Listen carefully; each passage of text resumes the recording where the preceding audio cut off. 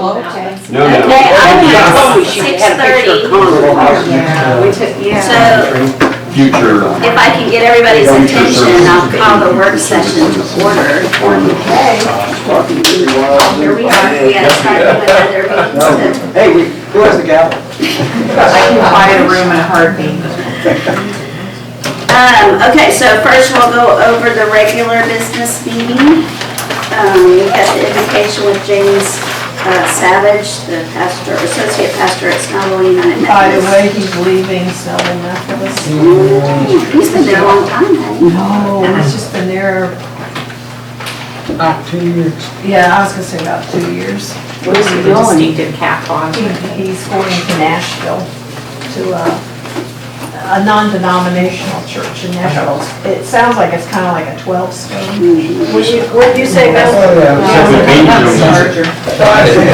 So we're kind of sick about it. Right across it. So then we have the pledge with Joe Wilson, we've got the minutes, we've got a few, or one department report. Public hearing, we've got a first reading on SUP for Love and Faith Ministries at Mount Verity Investments. Does anybody have any questions or discussion on that for this point? We have, and that's gonna be a little bit more than just a church, right? Yes. Chuck said, Jason, you want to just give a quick rundown on it? I haven't looked at anything. The SUP for the church at Raymond. Jason, I mentioned to him that they're doing memory cares, or the daycare. Yeah, so basically, what the pastor is trying to do there is, his main business is like an adult daycare, it's funded by the state, where he brings in, a certain amount, I think he said 30 to 50 right now. or- 15. Anyways, that's what the bulk of the business is. He's in Lawrenceville now, and doesn't have enough room. So that use is allowed under BG zoning district. What he wants to be able to do is to occupy that space and also provide what he calls kind of secondary services as part of the outreach and the ministry. And it's kind of woven all in. They don't serve any food, they serve food, but they don't make any food. So he's asked to park it, I think, at 200 members. And it's a 15,000 square foot space, so. And that's the one that's attached to the business center, right? It's only ever been a church Yeah, here. yeah. There was one church that got big and moved out, and it's been empty, it's been several years.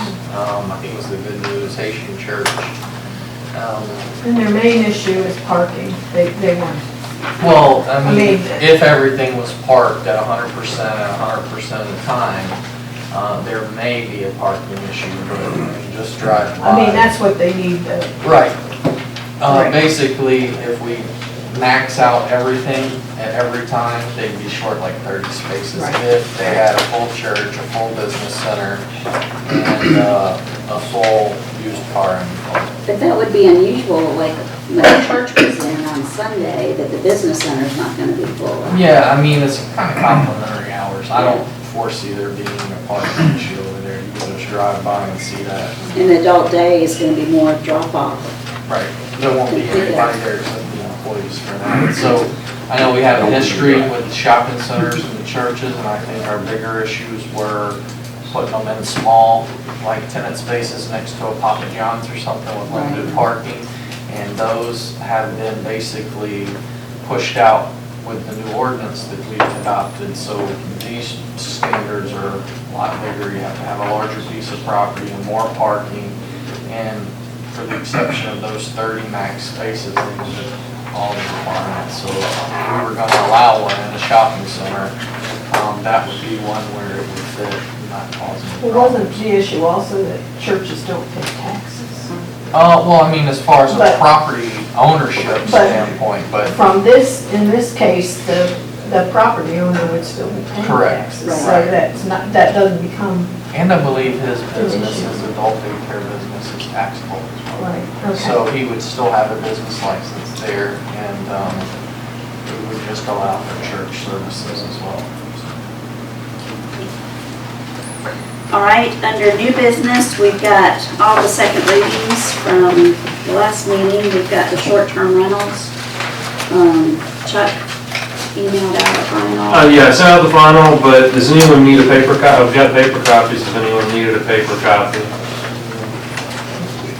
Jason, you want a paper copy? So the only changes that were made were the ones that we discussed at the last meeting, and that was to make sure that we used the word pave for parking spaces. It was to up the fine on the second offense to $500, and we took out the language at the beginning that would have permitted someone to rent hourly. So that went away. And we already had Todd's changes previously in there, so that should be everything. Yes. So we'll just look for a motion on that. Then we have the burn ban. Policy, any questions or concerns with the work session? That needs to be tabled. That's fine. The next one. The next one. Oh, I'm sorry. Hey, The burn ban needs to be. no, you just didn't want me to be able to make a motion on anything that I sponsor, so. Okay. It'll be fast, I'm gonna get it. There was a request that if somebody's name's beside the item on the agenda, to let them make the motion. Except the mayor. If my name's there, then someone else obviously And has it's to. Shepherd. Yeah, then it's whoever's on there first. Cool. And you have to phrase it in the form of a motion. What is? Alex Trebek will be in the audience. I can make a motion. What is motion to, item C, ordinance 2019-17, which is the one that was clarifying some of our zoning code language. This one is going to need to be tabled because it does have some zoning elements in it, so it needs to go through planning commission. And Tony will give you the proper form of the motion for whoever wants to make that. Okay. He's the closest. That's so good. Well, then I will take It's already written. I don't need to write. That'll be a motion to refer it to the planning commission. I didn't want to give that up again and let Todd have it. Wanted to turn into a free-for-all, I So it's not going to go with the second reading. If you want me to pay attention, I'll give you something to do. It doesn't need to go to reading. some papers to grade. Right, I think the motion Tony told us was, the motion is just, is to refer this to the planning commission for review. Less than plans. And I, you know, this is where some fault, but real quality work. Your city clerk spotted the fact that a part of that was in your zoning ordinance requires, so that's just an unusual, really talented person that you got that picks up on that. I can't take credit, John Dennis has to take the credit, because I actually, it slipped right by me. I thought it was all that training you're getting out there in Logan.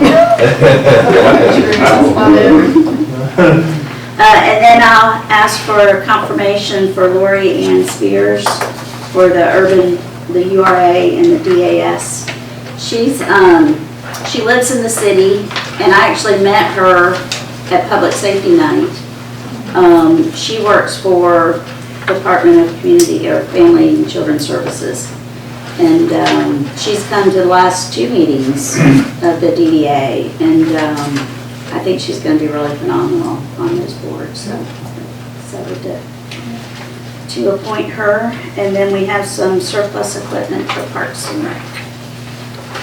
So that's everything for the regular agenda. If anyone has any other questions, we'll update projects. The Town Center Finance, we do have, property, we do have a need for an executive session for one short item there. We're keeping the pressure on the postal service. We changed the minutes, as a matter of fact, to state clearly that Phil Doyle mentioned 6 to 9 months completion. So we want to get that on the record. We did meet with the Midcast team last week. to go over responsibilities and just to clarify some stuff and put a timeline together. And I think they also came and had their initial meeting with Jason on the zoning process. So they are, they're in the saddle and moving forward. And if we address one little issue, I think we'll be in good shape. They are looking to apply November 11th by that deadline. What's that, Aaron? They're looking to apply by November 11th for everybody's deadline. Right, so it's really a kind of a short time frame to get the whole package together. The plan and design work, we have a meeting with Clark Patterson in the morning to talk about civil and parking needs. We're adjusting the contract with TSW to where we are in control of the market design. We're also pushing TSW. Hopefully we'll have a meeting shortly with the county so they get back on track as far as the library design is concerned. We are city marketing all those entities there. We should have updated hotel motel room tax numbers at the end of this week. I'll get those out. The Hampton Inn's doing very well. They aren't, as far as room occupancy, their numbers are not great, but instead of reducing their rental rate, they stayed firm at a higher per night, so their revenue has been about where it was projected to be, maybe a little bit ahead. So they're doing it a little different way, I guess. But they're maintaining it. It's nice to see people out there, and I think they will. They'll be back shortly to talk about a development on the rest of their property, the acreage out front. They're working on that. UDO, we need to set a date for a mayor and council planning commission work session. We're at that point where we need to have Caleb come in, give you an update, kind of hit the hot spots and get your policy input. So, and it probably, rather than, I mean, if we did it on a meeting night, we'd have to meet at 4:30 and then we'd have to cut it off in 2 hours. This may take a little longer than that. So I really need everybody to check their calendars and see when we might be able to do this sometime after, didn't we say maybe the week of the 23rd? After that. 23rd of September? September. The planning commission doesn't have a meeting this month. We do. Yes, we do. You do? Okay. And then we have the, Geography. change. Well, we could look at doing it the night of the planning commission and do it at 6. What time's your work session starting? It's Well, I've been starting at 6:30 because we're trying to do some education, but this could be part of the education. Right. So, yeah, We've But got that a 6 meeting wouldn't then. be enough time to do it. at 7. Well, yeah, I mean, we'd have to probably we might have to start the meeting too early. I'm free the 25th. We could do the 26th. We're having a King and Proud and solicitors coming to talk about. That's right. On that night. 26th.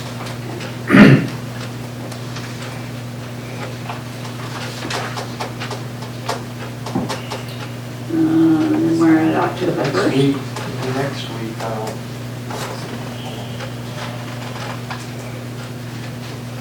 yeah, because that's kind of the lull where we get that extra week until we have mayor and council again. I would probably work that first week in October. First Monday? Whenever. It's either the Tuesday or the Thursday would work. Tuesday would work. Yeah, Tuesday the 1st. What's that look like for everybody? What time? I'll be in Canton until about 4. Well, if we did it, 6 o'clock? can everybody start at 6? 6:30. Now, Dave can be here by 6. Or He doesn't stop at roundabouts or anything. I'll be out of town. You'll be out of town that whole week. Until Wednesday. Thursday the 3rd. That works. Everybody do Thursday the 3rd? You got digital badge. This is getting difficult. Wednesday, no, you're out of town till Wednesday. Can you do that?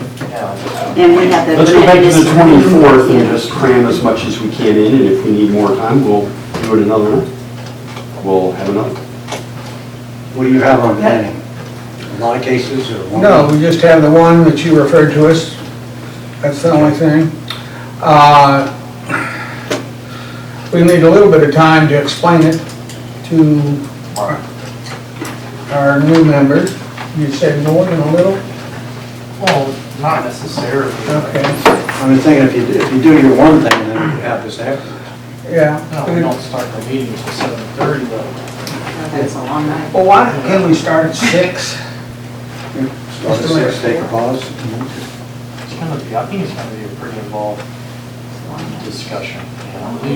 Sound like it's enough time. Yeah, long night. I'm just concerned that if we continue to push it further and further I back. think if we can get in that first week of October, How, we're good. how early could we meet that day? So that's a council meeting day. September 23rd. Oh, yeah. If we met it. Monday at 7. I should have that. Monday at 7.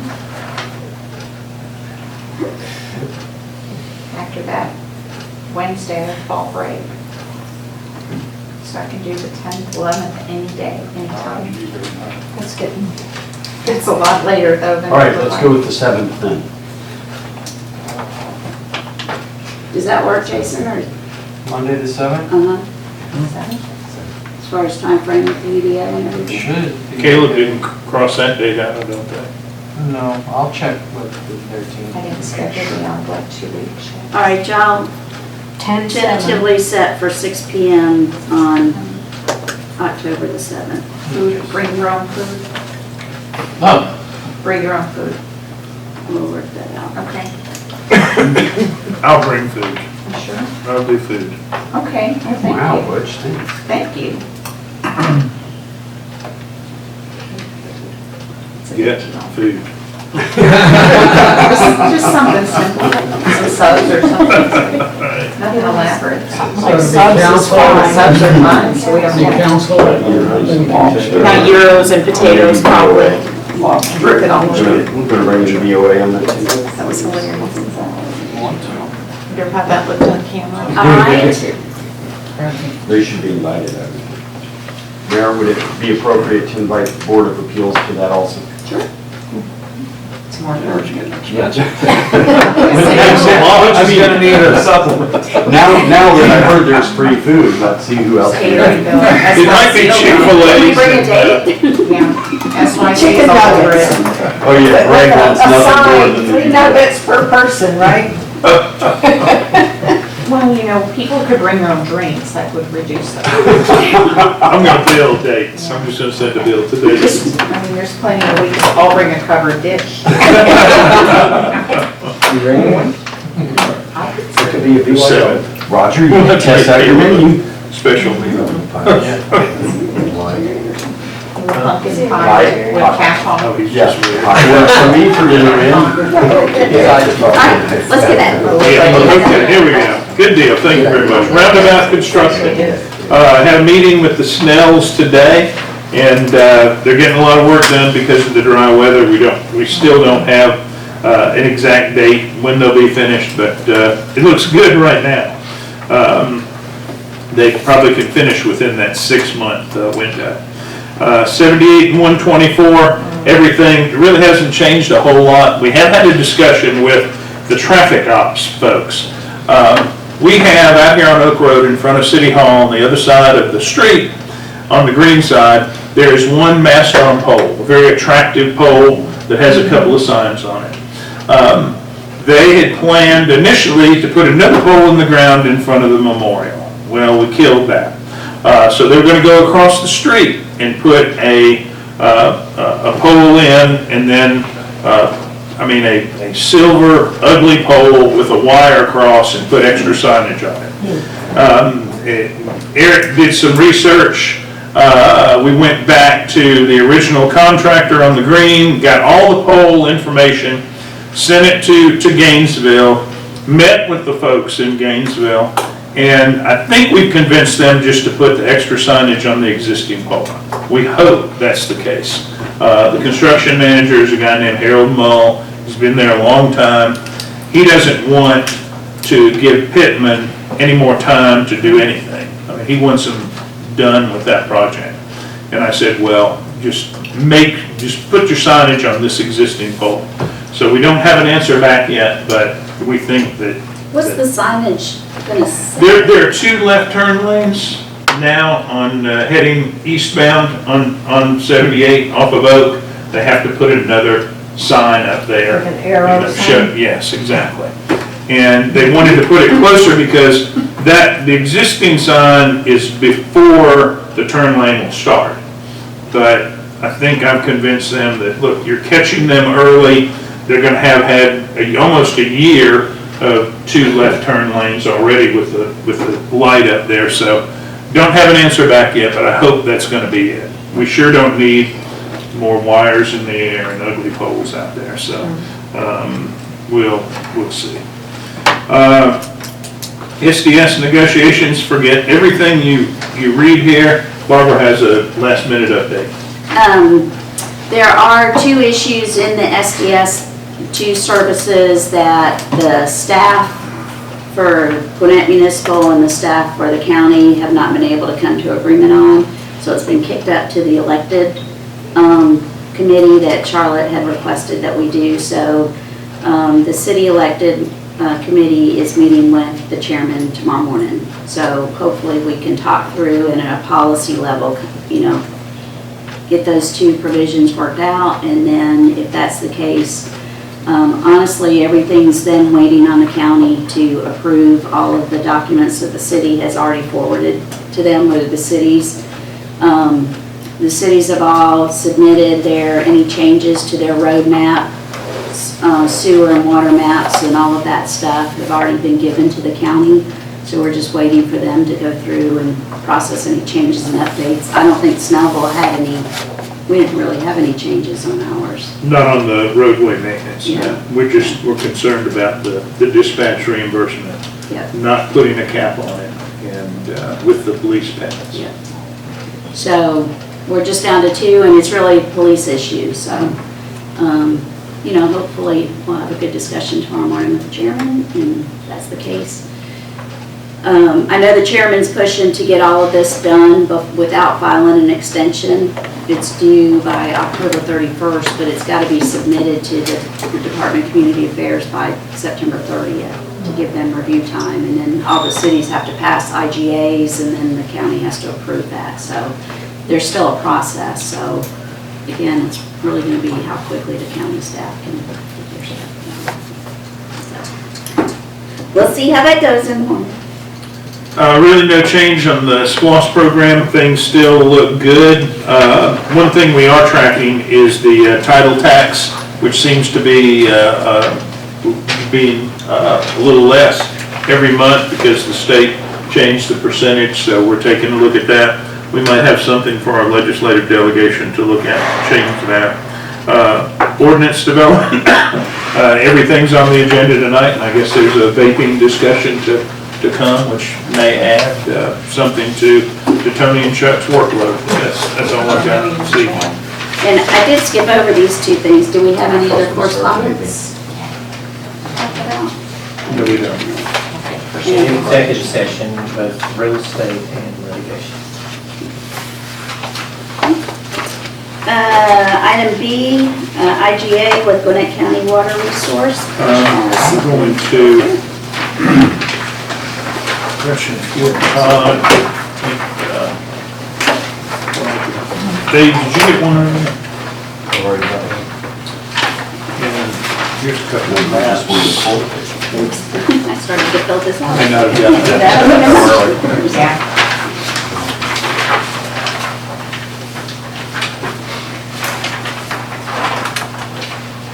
If you look on the map and you look at the pink dotted line, that is the area that the IGA speaks to, the project, which is included in the IGA discussion. That is a necessary sewer line to be able to allow for the expansion and the construction on Phase 2 of the town center. The 8.2 acres to the north of Wisteria there, which we own. And we've been working with GWR now for several months. We've talked about several iterations, what we could and could not expect from them. And this document is basically what they're sticking to. They're saying this is the document that the mayor and council needs to approve. If you look at the document itself, there are, as Tony explained earlier, Tony and Chuck have had a chance to review this. There's a lot of legalese in here. The substance which you need to be concerned with are sections 3 and 4, obligations of Gwinnett County and obligations of the city of Snellville. Under the county's obligations, Gwinnett shall acquire the services of a professional engineer. They already have. Precision Planning is the group that has put this together, done the preliminary, actually more than preliminary engineering. You can see this proposal here has the sewer line going on Eastwood Drive. At one time, they were considering putting it down in the creek, a lower area, which wouldn't have served nearly as many folks as this line will. We highly encourage them to go up on Eastwood because we can also add to this line in the future to get more sanitary sewer service area. But they've already done that. And the important thing that where timing is important and time is of the essence, under D, it says Gwinnett shall work in good faith to complete the sewer project by December 31st, 2021. The faster we get this back to them, the easier it is for them to agree and comply with this section. With receipt of all necessary easements by May 31st of 2020, we already have the easement documents. I've already contacted a lot of the property owners working on that. The May 31 date, we'll have those in hand well before that date. If you go to section 4, which obligations of the city, Snellville shall acquire all necessary temporary and permanent easements. We have those descriptions. We're working on those, as I said. The payment is obviously the key thing here. We tried to get a cap number on the cost of the project. They reverted back to the form here. And so basically, approval of the IGA means that we will be responsible for 25% of the awarded bid price. In talking to Precision Planning, initially, if you remember our town center budget, we had $250,000 in there. They told us it'd be about $1 million. Now, since they have moved past preliminary design and engineering, they've got a cost, an all-in cost, including a contingency, of $1.7 million. I have changed the town center budget to include 25% of that, which would be $450,000.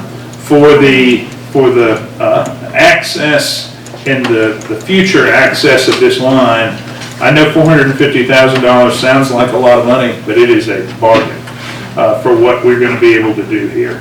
So those are the key things in the IGA. Tony, I don't know if you have any comments about the legal stuff. I mean, it's pretty standard, I guess. It is. There's Nothing that you're worried tricky, but it's got some time deadlines. We carry the cost of easement acquisition and our donation, however we can get control of the easement areas. And if you're paying 25% to get a project like this done, then you're the best developer in town. It's really a bargain. Do we have an estimate on the easement cost? Well, like I said, I've made some initial outreach to folks, and I think a couple will donate. I think probably we will have to. We're going back and forth with the utility as far as the connection fee. Initially, we thought that they would provide a free connection for easement properties to get them off septic tank. Now they're saying that we'd have to negotiate that and we'll have to pay for that. So that's going to be in the neighborhood of $7,500 with each property owner. So there are 5 to obtain. Made a contact, Bill Kingsbury. One of the easements has to come from the old Hickory HOA where Bill lives. Unfortunately, Bill's not on that HOA anymore. And the folks who are, the folks that I met with, they don't understand projects like this very well. They're going to take some hand holding, but I think in the end, I hope that y'all will donate the easement. If you need me to interfere, I will, but I don't know if it'll help or hurt. Well, in any case, so we are, I'd say probably somewhere in the neighborhood of $25,000, $30,000. Okay. So how many easements do we need? Just a couple? 5. Oh, so we don't need an easement for any of No, this? everything's in the right of way up on East Street. Okay. And your costs are protected, I mean, you have eminent domain if you have to, so your costs are protected to a fair return. The question I have as far as timing, have they done core samples to figure out? Yeah. Yeah, okay, so. That's one of the reasons they went up on. Yeah, because I know in Melvin Everson's neighborhood, it's been nice. Where is that? Down in, Florence, last name wrong. Oh, Williams Manor? Yeah. Yeah, they had a hard time there. Yeah, they're, They finally come out. Literally a hard time. Yeah. A lot of rock. The main issue here, the cost is coming from the depth of the sewer line, where it's got to be down to serve a lot of people. So that's where we are. And if y'all are comfortable, I would request, because they have to go to their board, their authority board, then they have to go to the BOC to push this thing along. I would ask, if you're comfortable, to amend the agenda and move this up for approval tonight, if you're comfortable with that. If not, we'll come back in a couple of weeks. The extra 250, where are you shifting it from? Where are we taking it? Yeah, It's just in the town center budget. so, because originally it was like 200-something thousand, now it's 400-something thousand. So, this town center budget, what's that number now? That's one thing I wanted to have a separate work session on and update you. Because right now, we were at somewhere around a debt service of somewhere around 15 million. With everything that we know about in the agreement and with the increase here, we're about 16 million. Okay, I want to know the specifics on those, because it's gone up a lot since Yeah. 4 years, and it keeps going up. Yeah. Well, it is a, Well, I knew it was going to go up, because government never does, the prices said it does. yeah. But it's a lot. well, the economy's had a lot to do with that too. Well, there have been increases in square footage costs of every building we're building. Fortunately, the parking deck, the county just bid a parking deck like we're building, and that number fits our budget perfectly. But whether it's the shell space, the education space above the library, or the market, we added event space to the market. Yeah, that's fine, I just want to see the numbers, like. You bet. You bet. I'll send it out tomorrow to you. So will we not amend the agenda then? It's up to you. That's up to you. I would say, let's go ahead and push through with this, because we're gonna need the sewer regardless of anything else. And if there are amendments we need to do, adjusting the budget, and maybe shifting some things around, or maybe paring some things back. But as far as this, We don't have a choice. well, this is the keystone to Right. everything in future development and redevelopment in the neighborhoods around there. So this part, I would say, let's go ahead and run with. And we knew this was coming, it's not like this is a. Right, it just changed the track. So when we get to the approval of the agenda, if anyone so chooses, this would then Well, become. the first, I will so choose. yeah, because if you're amending to take C off, then it makes sense to. Well, we're not gonna amend to take C off. We'll wait and get C Well- on there and make the motion, so. But you can still do it, Dave, Well, thank you. I have your permission. So it would be item F. unless Tom wants to do it. No, I'm good. Yeah. Just check in. Catch You want to do it? Thank you. it. Share our, Okay, that's that. Then we have item C is the Town Center Overlay District. I think everybody's kind of familiar with some of the issues that have come up over the last few years as far as our current town center overlay, having some severe gaps in it that ended up with car wash, where we might not really have wanted a car wash.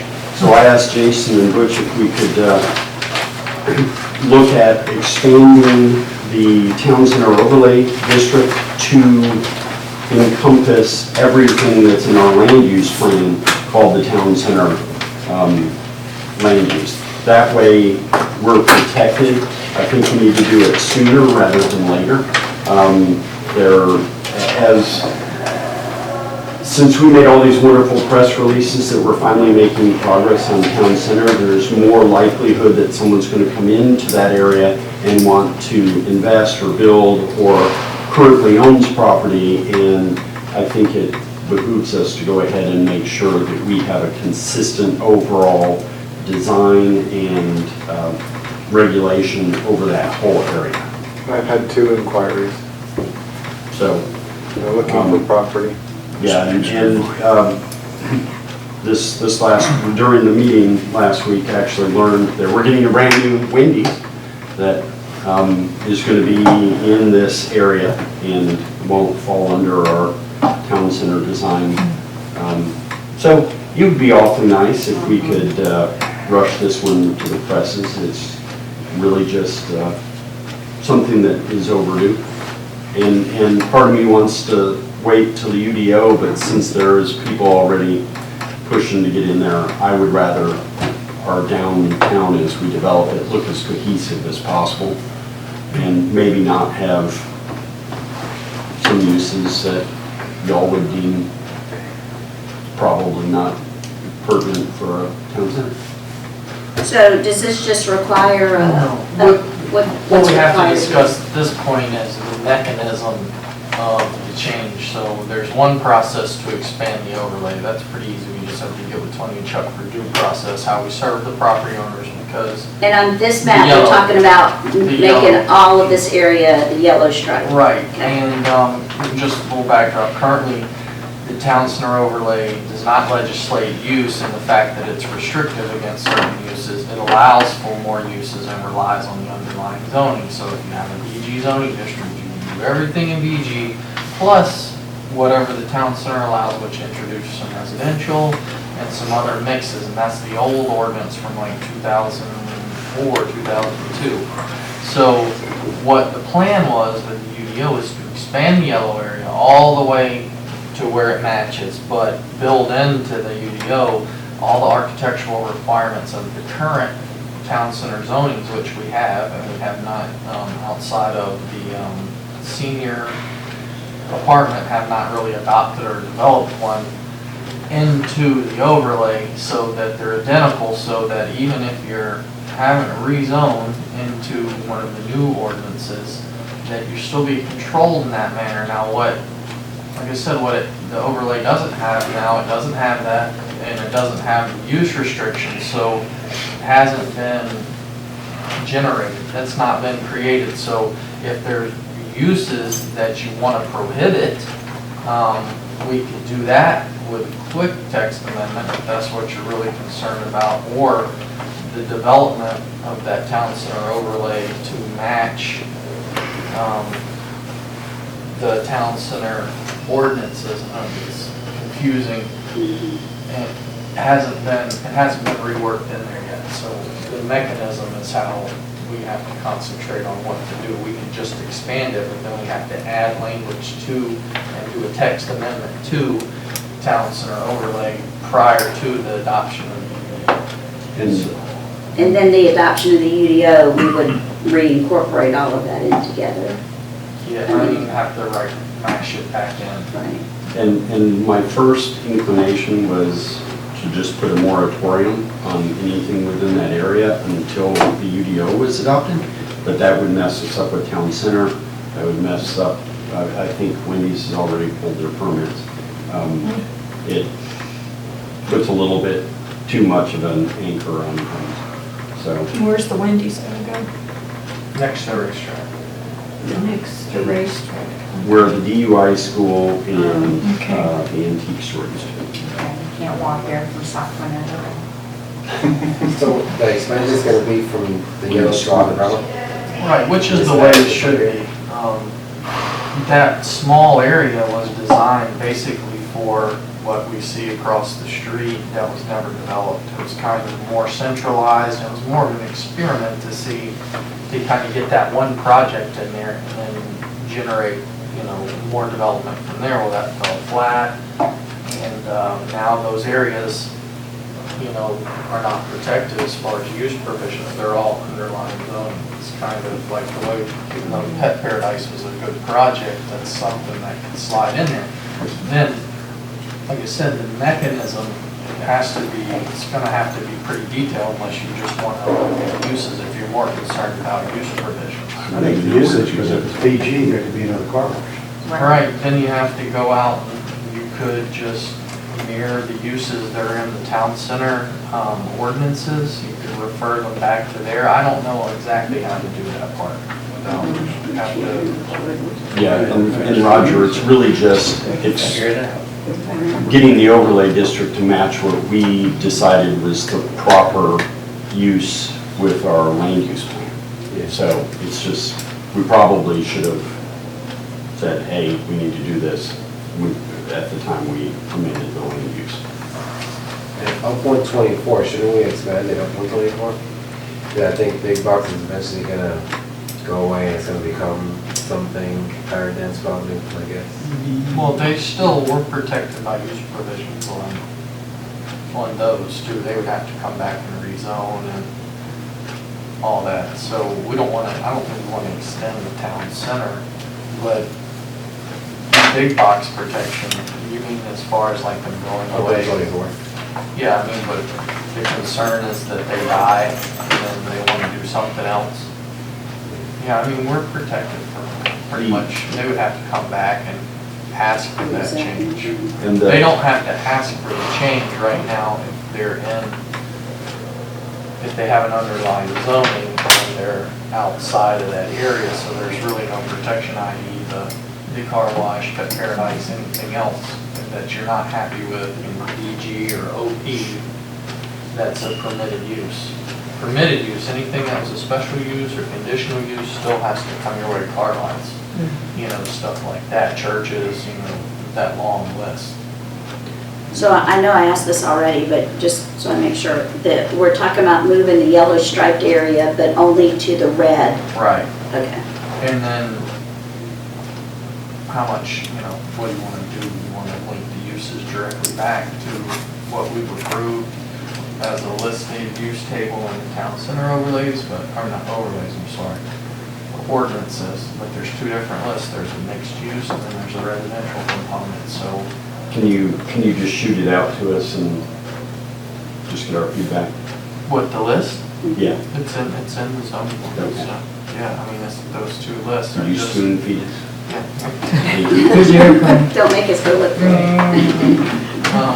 Yeah, that's the complexity of it. So we're gonna do all that, and then 2 months later, we're gonna adopt the UDO. So it's gonna take time first to get it on. We have to go through the planning commission.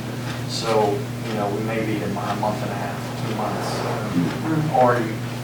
We'll talk to Tony and see what the best mechanism is. Maybe there's a quicker way to do it. If we could accomplish it, this map is what you want to accomplish. Everybody on board with that? Yeah, that's the LCI boundary, that's the future land use boundary, those plans we just adopted, so that was all vetted by the public as far as the underlying land use. Yeah, and Roger, it just gets more messy and even more complex if we start going beyond the boundaries that were already set into another use that we set on this. Oh, yeah. I see where you're headed, and it's something that we have to look at, but it's not as immediately time sensitive. The UDO does provide some of that coverage, Roger, as you go 124, once the UDO is adopted. Well, then the comp plan has to, so it's not. Emails about another hamburger place. Yeah. The Facebook post. Oil change plate. The Facebook post about another hamburger auto repair. We got them all. Can't get any more hamburgers. So now we're We duplicating. can double up. We're having, Yeah, we're having another There's a Wendy's. Wendy's just about half mile. it is a mile. Carl's Jr. would be. I was Is it a mile? thinking, yeah, I was telling Greg about it, where the Wendy's was coming, and he was like, that other one's a mile down the road. I said, no, it's gotta be 2 or 3 miles. And so he purposely made sure he drove home that way, so he could prove to me that it was just a mile, and it is Well, just a mile. If you remember when they opened up what we'll call the new Wendy's, they kept the other Wendy's open until they were forced to close down by expansion of the roadway. So they already know that there's financially can support it.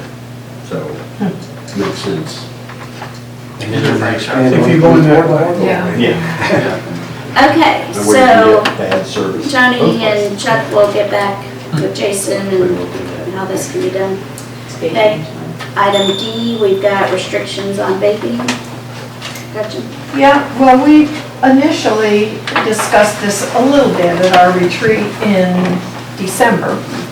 And however, there's been a lot of other business we've had to take care of since then. So that was one of the reasons I felt like maybe we could bring it back up again. And as you hear in the news every day now, there's vaping issues in the news. And I brought just some things for y'all to.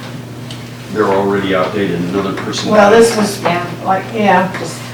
And then I brought you some information about what other cities and counties in Georgia, as well as some neighboring states, have done as far as Alpharetta that's been. as vaping legislation. And for example, Smyrna just last week approved a ban of sales and possession of tobacco products for anyone under 21, which will become effective January 1st, and that includes regular cigarettes and e-cigarettes. Just today, there was an article in the Gwinnett Daily Post about the increase in drug and tobacco and alcohol violations in Gwinnett County schools, and that it's become a real problem for them. One thing I read about that kind of interested me in terms of the problems with teens, the state of Michigan recently banned flavored e-cigarettes because that's what the manufacturers are doing to appeal to the teens and the kids. They're making them flavored like bubble gum or that kind of thing. And I thought that was kind of interesting that they were looking at banning flavored products. I would certainly like to see us ban vaping in our public buildings and our public green spaces. We see it happening every week at the farmer's market on the green. We see people vaping. And I would even like to see us, like many other counties and cities have done, to ban it in enclosed workspaces, including restaurants and bars, except if they have an outdoor patio where they allow vaping. So those are some of the things I've been looking at, and I think Chuck has some other material for us. So what I put together was, get those started together to top end of the packet below that. Kind of put together just some conversation starters and some things for you to think about when you're talking about it. So basically, 40 page. the first thing that you want to, you really figure out is what you're trying to prevent.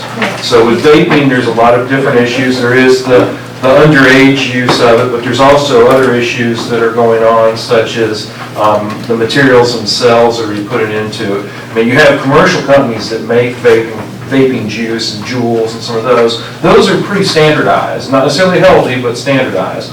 But a lot of these vape shops actually make their own vape juice in the back, and I talk about Bubba putting them together. Some are probably very reputable, but some of them are not. Then there's also a lot of people that are using synthetic opioids, synthetic cannabis and that thing. Some of them put real marijuana in them. Yeah. But also they're not regulating the amount of nicotine in them, which can also be dangerous. So those are some of the different things you got to figure out what you want to regulate, if you want to regulate those. From then, there's a lot of different approaches. So I've included just a few. I included Alpharetta, Lilburn, Forsyth County, and Chamblee. And they each take different approaches. So Alpharetta, they've just banned vape shops in general, as has Lilburn. Alpharetta does it based upon, I believe, if more than 25% of your business is vape or vape supplies, then it's a vape shop and they ban it. Lilburn's is if 25% of your retail space is dedicated to it. Lilburn also went as far as they've tried to put some more regulations on underage sales, which is illegal already, but try to put a little more pressure on people that are distributing it to people under 18. And then they also put in a ban as far as the synthetic cannabinoids, and I don't know if that's the right word, cannabinoids, excuse me, and synthetic opioids. Chamblee went as, well actually the interesting one, that's the longest one in here, is Forsyth County. They actually have all these regulations to sell the paraphernalia that makes it extremely difficult, and they also won't allow vape shops to make vape juice on premises. So they've made it very difficult, but they're allowing it. And then the Chamblee is just a straight ban on smoking in public places besides public buildings and that, and they're including tobacco, vaping, anything. So there's just a lot of different ways to approach it. So really what I would thought with these handouts is just kind of look over them and kind of give you all a direction, and then we can go in whatever direction you all want us to go for the next steps.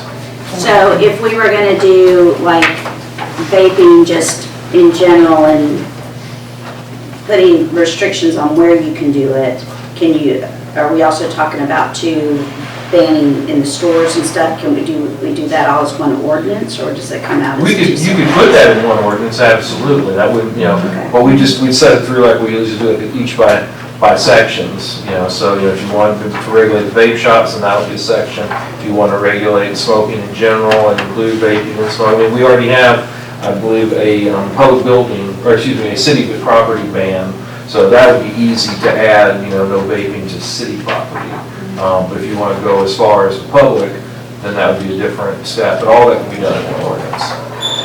It's combined, a little bit of everything. Okay. It's really ideal. We're running out of time, so let's at least try to get to, is there any discussion on the short-term rentals that we need for the For a second. Okay, let's see what we got here. Well, we're at 7:24. I guess we should come back. Come back later. We're not long. This is Y'all wanna? really great research.